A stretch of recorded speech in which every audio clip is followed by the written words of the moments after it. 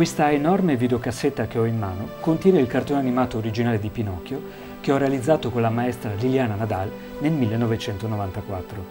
C'è un anno di lavoro qui dentro. L'ho realizzato con un videoregistratore professionale come questo, in un ex TV locale di Conegliano. L'anno scorso, nel 2011, si sono festeggiati i primi 130 anni del burattino di legno inventato da Carlo Collodi. Per rendere omaggio a quest'opera per bambini e considerato che il nostro cartone animato, che ha vinto nel 95 il primo premio internazionale al concorso di Collodi, non ha avuto la diffusione che forse meritava, anzi non è stato proprio distribuito e presentato al pubblico, ho pensato che fosse l'occasione giusta per restaurarlo e per vestire a festa il nostro birbante di legno. Così Pinocchio, con la nuova veste, parla due nuove lingue, il dialetto veneto in rima baciata dell'autrice Liliana Nadal e l'inglese in rima alternata di Ann Oltra, maestra spagnola. Il restauro vuole recuperare e migliorare questo piccolo grande lavoro culturale fatto quasi 20 anni fa e con l'avvento della tecnologia digitale e di internet rendere fruibile l'opera ad un si spera vasto pubblico.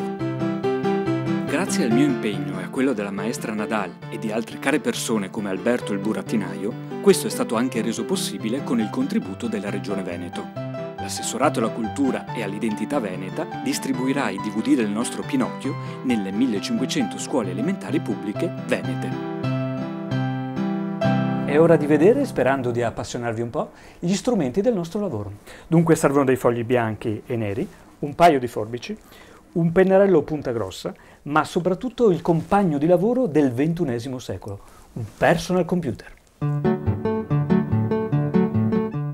Ingredienti per 4 versioni. Un programma di montaggio, uno di fotoritocco, uno per la pulizia dell'immagine digitale, uno per l'editing e la pulizia dell'audio, uno per creare il menu del DVD, uno per masterizzare, uno per la videoscrittura, uno per... Beh, avete capito che serve un bastimento di software, un po' di sale, un po' di creatività, dopodiché si prende la cassetta originale e si immerge in acqua bollente. No, la devo trasformare da analogico, cioè analogo alla realtà, anche se io guardando il nastro a occhio nudo non vedo nulla, la devo trasformare in digitale. Quindi cosa faccio? Prendo la cassetta, la metto nel mio videoregistratore, premo il tasto play, utilizzando un programma di montaggio acquisisco il materiale che diventa una sequenza infinita di 0 e di 1 e il computer a questo punto la fa diventare il filmato pronto per la lavorazione.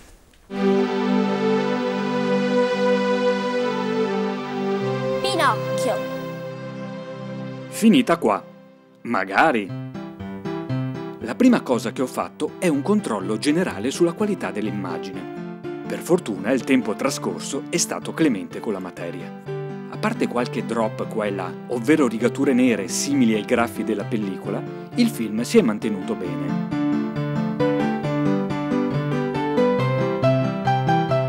Ora controllo la pulizia dell'immagine, cioè gli elementi estranei all'inquadratura, come i pezzettini di carta e di scotch che non dovevano essere ripresi, guardate qua, che all'epoca si erano intrufolati sul piano di lavoro e che ora posso finalmente cancellare alla perfezione. Poi verifico l'animazione e i tempi delle scene. Ho cercato di migliorare digitalmente il lavoro artigianale, ovvero la fluidità dei movimenti. Dove necessario ho accorciato o allungato le pause e ho usato degli effetti come il fondù a nero per dilatare la sensazione del tempo trascorso tra una scena e l'altra. Ma l'intervento più vistoso e consolatorio è stata la correzione del contrasto e della luminosità di ogni inquadratura, che ha permesso di uniformare la luce che illumina la scena. Quando ho realizzato il cartone con la maestra, non avevo gli strumenti per questo tipo di controllo. Diciamo che ho lavorato su Pinocchio ad occhio. Adesso, con l'uso di strumenti specifici, ho dosato i bianchi e i neri, luci, ombre e colore.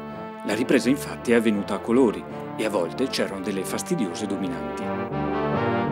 Ho usato anche delle maschere correttive, cioè isolato piccole parti del fotogramma per modificare solo quelle. Beh, la differenza si vede, e come? A questo punto dovevo togliere il più possibile i difetti della registrazione originale, come la grana e la perdita di dettaglio. Per questo ho usato un programma particolare, che però, come l'ingrediente segreto della torta Sacher, non vi svelerò.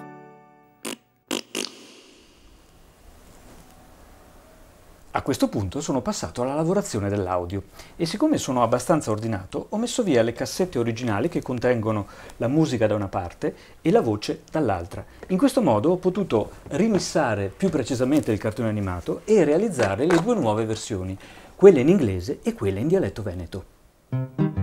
Disporre delle colonne sonore separate, voce e musica, mi ha anche permesso di poter realizzare le due nuove versioni del cartone, quella in inglese e quella in dialetto veneto.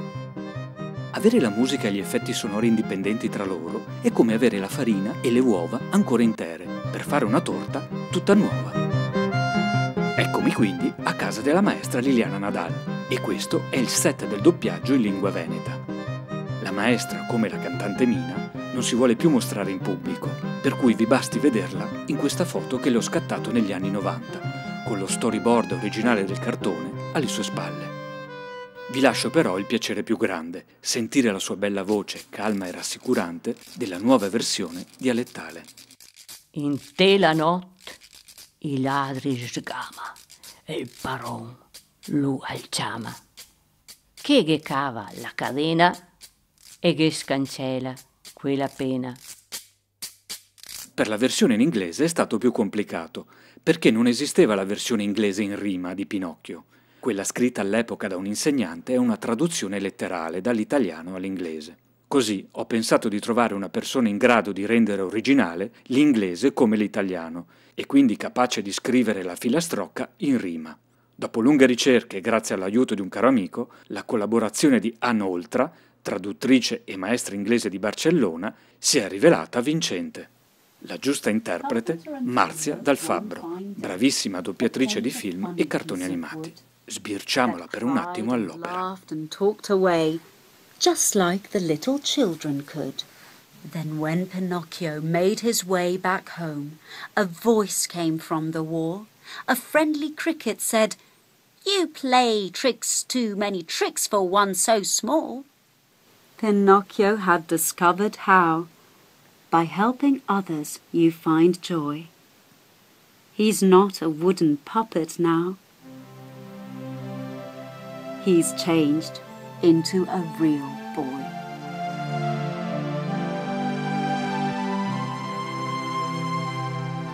E con questo è proprio tutto. Speriamo che il risultato vi piaccia, che piaccia soprattutto ai vostri bambini e che il nostro modesto lavoro sia uno spunto di approfondimento dell'opera di Collodi e della maestra Nadal.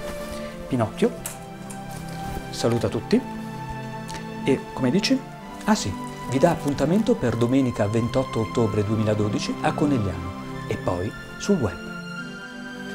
Ma che sia una bugia?